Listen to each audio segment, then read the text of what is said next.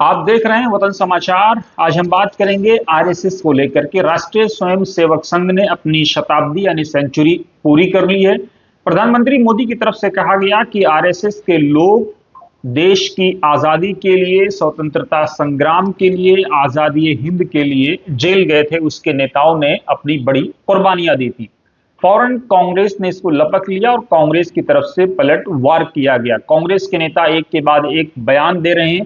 कांग्रेस के official Twitter handle से जारी आधिकारिक बयान में कहा गया है कि आरएसएस देश को बांटने वाला संगठन, आजादी के वक्त जिसके नेता न जेल गए न अंग्रेजों ने लगाया कभी प्रतिबंध। कांग्रेस की तरफ से आगे कहा गया कि 1942 में अंग्रेजों के खिलाफ शुरू हुए भारत छोड़ो आंदोलन, क्विट इंडिया मूवमेंट, ये वो नारा था जिस नारे के जननायक कहिए या नायक कहिए या जनने वाले कहिए, वो यूसुफ मेहर अली थे।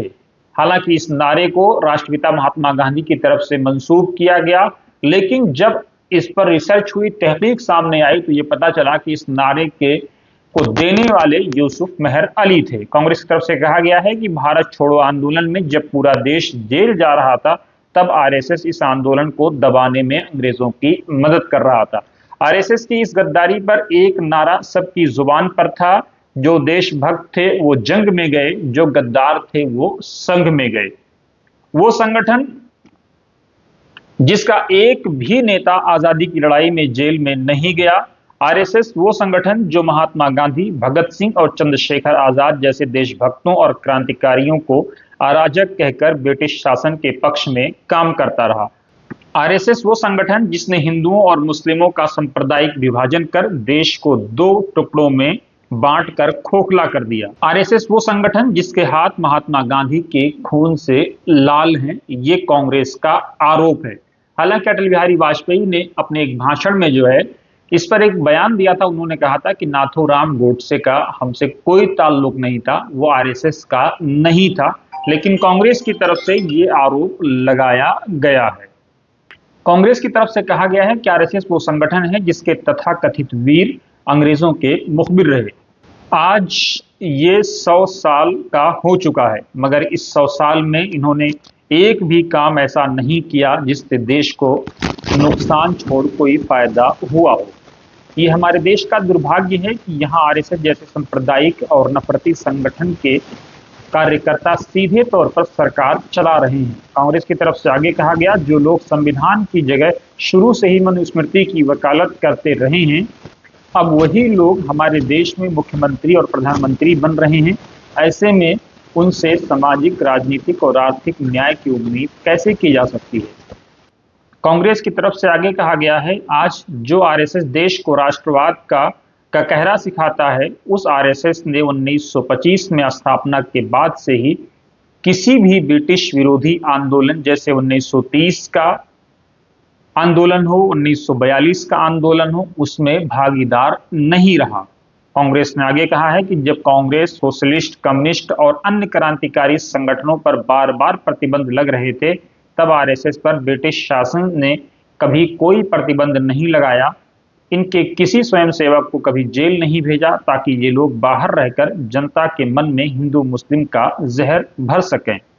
यही कारण था कि 15 अगस्त 1947 को आजादी मिलने से पहले देश में खतरनाक खून खराबा हुआ।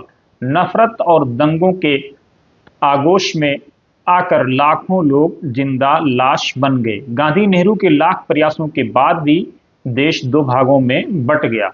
अब बारी थी संविधान की। यहां भी आरएसएस संविधान को नकार कर मनुस्मृति लागू करने की जिद की। आरएसएस ने अपने एक ही आदमी को संविधान सभा में नहीं भेजा। आरएसएस ने अपने एक भी आदमी को संविधान सभा में नहीं भेजा, ये कांग्रेस ने आरोप लगाया है। इससे खार खाकर आरएसएस के नाथूराम गोडसे ने राष्ट्रपिता महात्मा गांधी जी को गोलियों से छलनी कर दिया, इनकी हत्या कर दी। आज आजादी के 78 साल बाद भी आरएसएस का सिर्फ एक काम है, देश में हिंदू मुसलमान की आग लगाकर सत्ता पर कब्जा करना, देश के संस्थानों पर कब्जा करके नफरत और उन्माद फैलाना। आलम यह है कि आज सत्ता का दुरुपयोग कर आरएसएस ने देश को बेचना शुरू कर दिया है। ये कांग्रेस की तरफ से संगीन आरोप लगाया गया है। आरोप में आगे कहा गया है कि अगर ये कहा जाए कि देश में अधिकतर समस्याओं की जड़ आरएसएस है तो अतिशयोक्ति यानी नामुनासिब नहीं होगी। जिस दिन ये संगठन देश में आग लगाकर देश को खोखला करना बंद कर देगा, जिस दिन ये संगठन, कांग्रेस की तरफ से कहा गया है, देश में आग लगाकर देश को खोखला करना बंद कर देगा, उसी दिन आधी से ज्यादा समस्याएं निमट जाएंगी। जनहित में कांग्रेस ने इसको जारी किया है। इस वीडियो पर आपकी क्या राय है? कमेंट बॉक्स में जरूर अपनी राय दी। साथ ही वतन समाचार के साथ बने रहिए।